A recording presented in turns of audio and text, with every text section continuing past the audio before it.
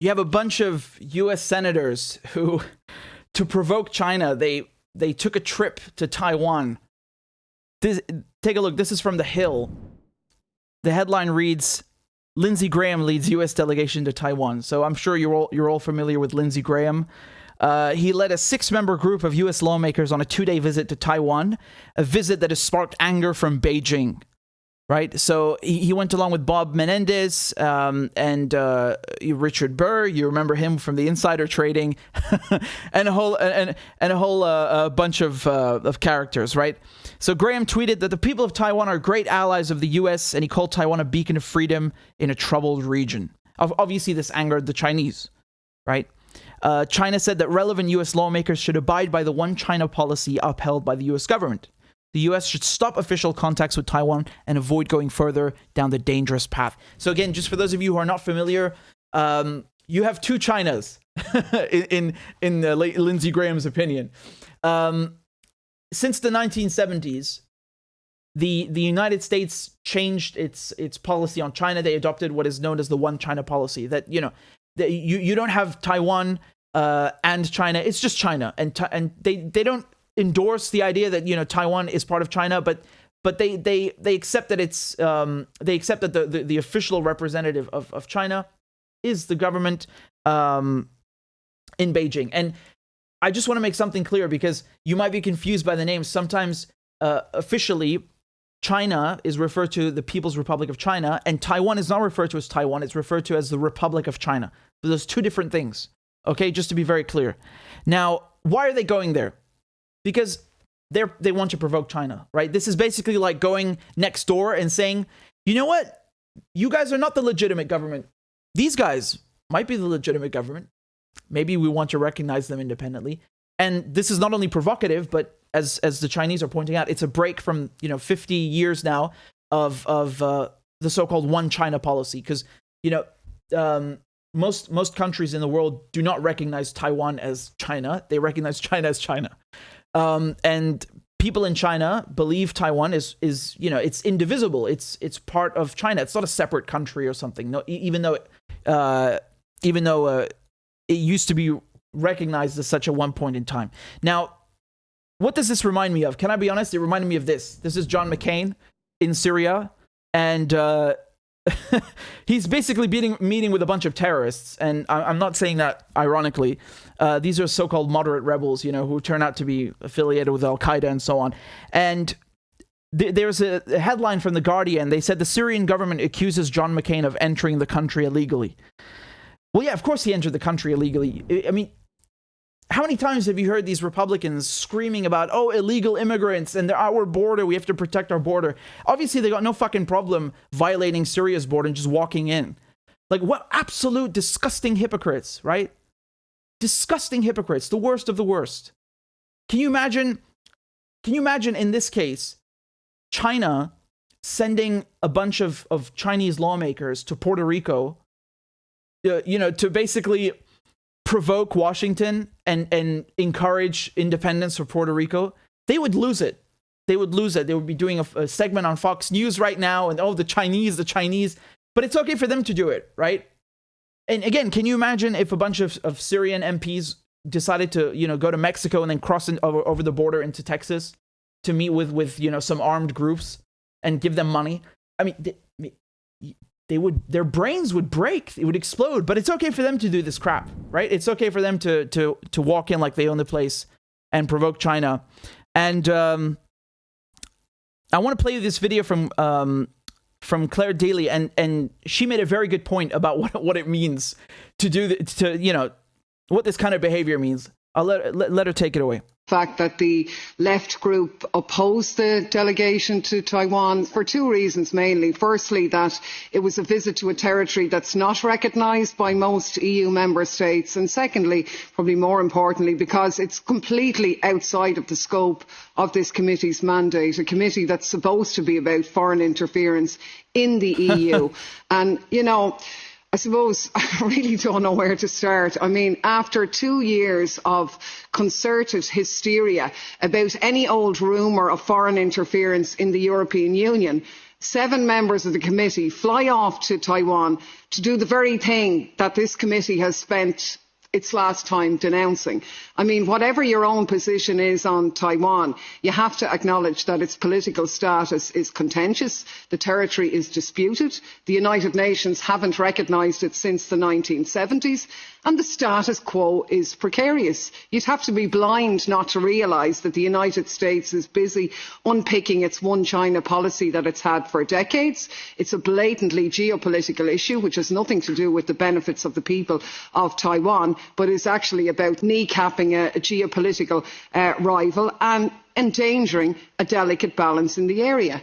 As far as I'm concerned, everybody here has the right to do whatever they like in their personal capacity as an MEP. I completely support that. I do that myself. I make those visits. But it's an entirely different thing for the committee to officially do that. I mean, it is at best tone deaf, at worst it is just poking China in the eye. And I mean, Chair, I know you said Asher was grand, China didn't really mind. Well, you know, they did. They issued serious statements saying it was a serious violation of the EU's one China policy. They stated it undermined the healthy development of China-EU relations, which are our biggest trading partners. Can you imagine what would have happened if a Chinese delegation had sent people to Catalonia to talk about Spanish interference? You'd be breaking out in spots, you'd be demanding an emergency resolution that this was an act of war, and you'd be clamouring for sanctions against the people who did it. That's exactly what I was saying, right? Perfect analogy. It's like it's like what I just told you about Puerto Rico. All we hear about, Russian interference, Chinese interference, but it's okay for the EU and the US to interfere in China's affairs. That's fine. Hypocrites. They're the worst. The worst. Claire is really good. Claire Daly, I just played you her video. She's a MEP, so she's a member of the European Parliament. She and Mick Wallace, they're the best. They're really great. And they're always like what you just saw, just straight out, raw truths. And they never hold back. And of course, you can see that this idea of going and provoking China, this is a neoconservative thing, right? I mean, of course, we're not going to split hairs here. Neoliberals and neoconservatives are really one and the same, especially if you look at their foreign policy. But let's look at Mike Pompeo. You remember he was Secretary of State under Donald Trump, and he was also saying that, Washington should recognize Taiwan as a sovereign nation. They don't care about Taiwan. Taiwan is irrelevant for them. Taiwan is just a tool to annoy China.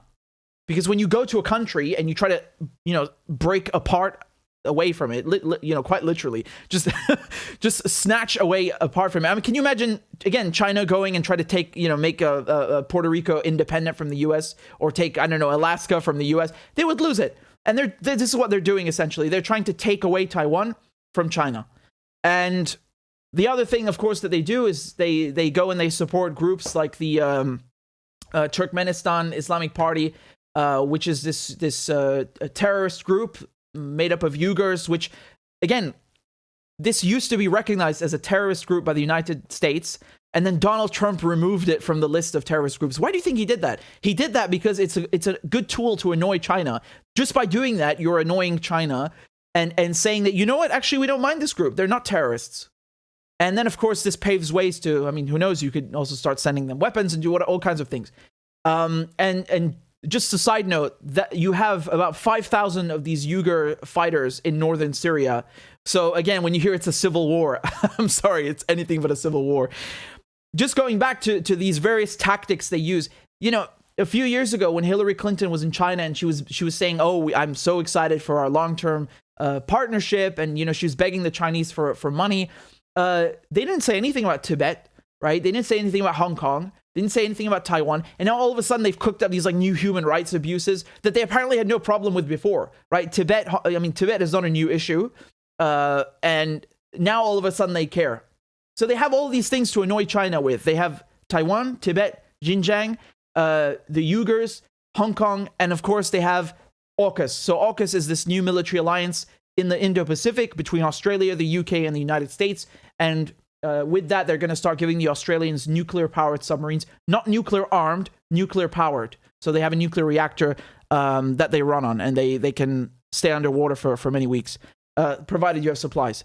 So just to show you something that made me laugh, this is something Danny Haifeng posted a few months ago, right, in November 2021. And he said that this is what passes for leadership in the United States. Taiwan's government calls itself the Republic of China, not Taiwan.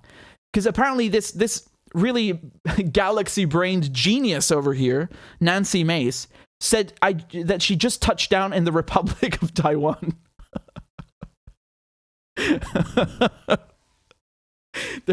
They're such clowns. They're really such clowns.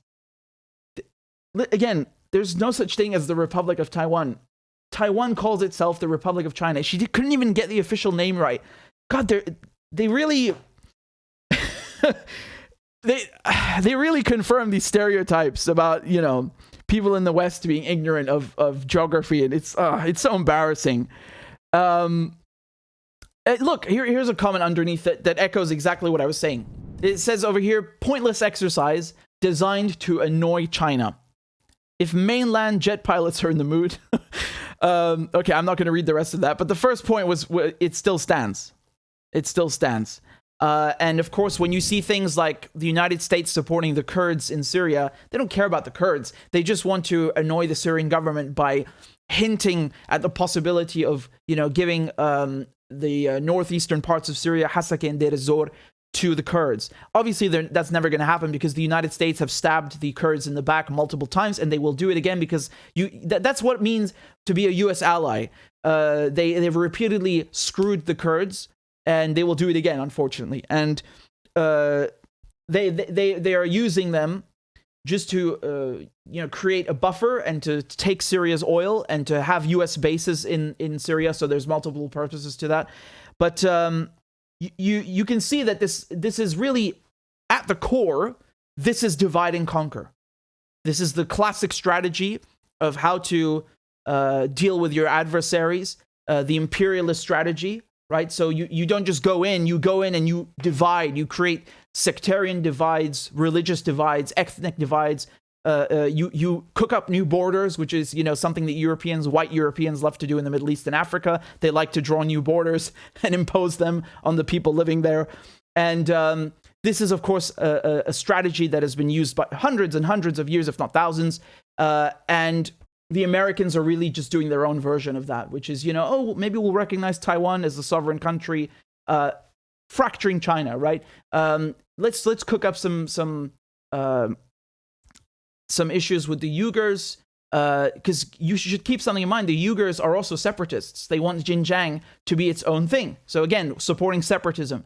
And the same thing with the Kurds, supporting separatism in Syria. So this is all about divide and conquer and annoying their adversaries. And it's really just plainly put, it's really just a disgusting, typical colonial strategy that causes nothing but suffering and destruction for the local people involved.